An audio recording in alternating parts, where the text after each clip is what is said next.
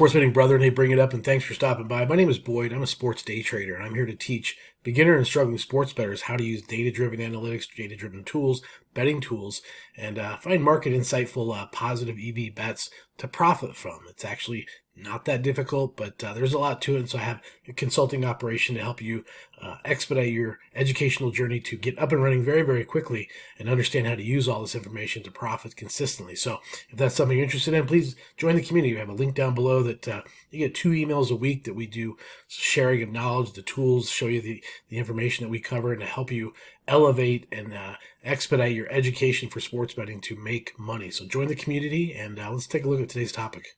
All right, guys, before we get into the Super Bowl information that's going to help increase your ROI, I want to first invite you to join our community. We have a link down below that you can hit and get connected, and we'll actually send you 2 video emails each week to help you with tips and methods and information and all the different insights you need to succeed using all the betting tools, all the data, all the mathematical information. And so I welcome you to join the community and hit that link down below. Also, go to the website if you want to get involved with some of the individuals that I offer. Happy to do that and get you started. All the Colorado sports bettors, we have Sport Trade and actually another betting exchange coming up as well to use. Be more insights and information on that as we go forward. But stop by the website, boyddavis.com, and take advantage of the offers that we have to help expedite your education and start to profit right away.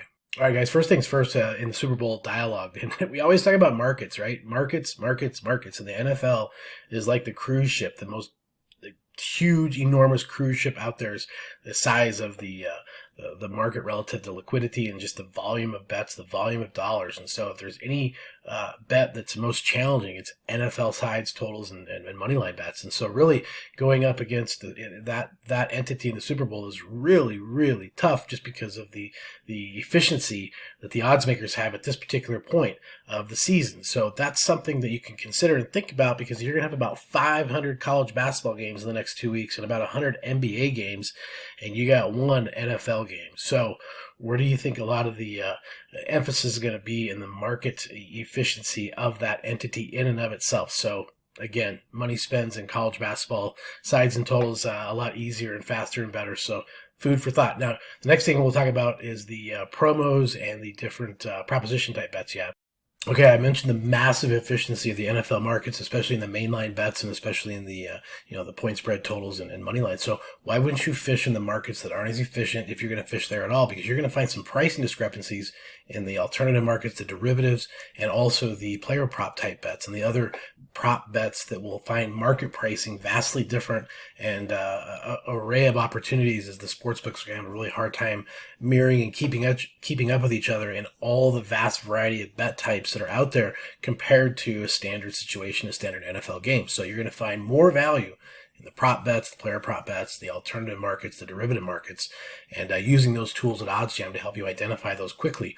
We'll talk about some other methods and high risks you can incorporate as well. Another thing to know and understanding is certainly the odds makers know that the public is heavily involved in overs and favorites, and certainly player prop bets where you have favorite players, popular players, the fans as a whole want to wish them or will them to succeed. So a lot of times they'll place wagers on bets of these particular players because that's their favorite team favorite player. And so they'll get involved just to have a little action involved. And of course the odds makers know that, so you're going to find some value on the other side going contrarian of a lot of those more popular types of public bets.